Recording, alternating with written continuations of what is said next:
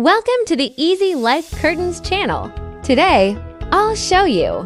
First, take out the parts you'll need for assembly. Generally, you'll have the main rod, decorative finials, brackets, and hanging rings.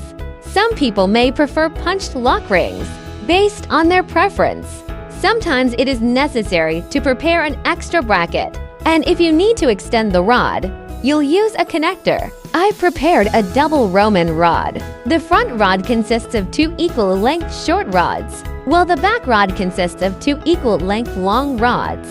We'll use a connector for assembly. Start by inserting one rod into the connector, then insert the second rod. Be sure to distinguish between the front and back rods to avoid mixing them up.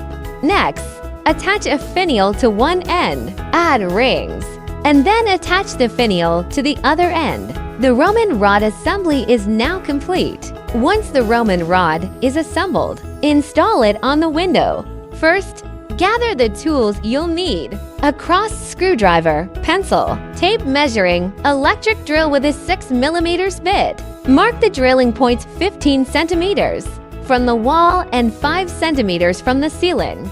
Place the brackets to mark the second drilling point. Drill the holes. Insert expansion bolts.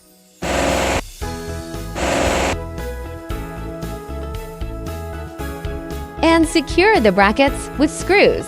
Insert expansion bolts. Once the brackets are fixed, snap the Roman rod into place and hang the curtains.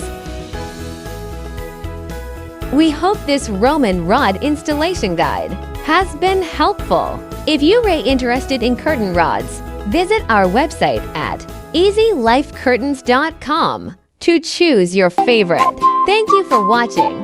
If you enjoyed our content, please like and subscribe to our channel. See you in the next video.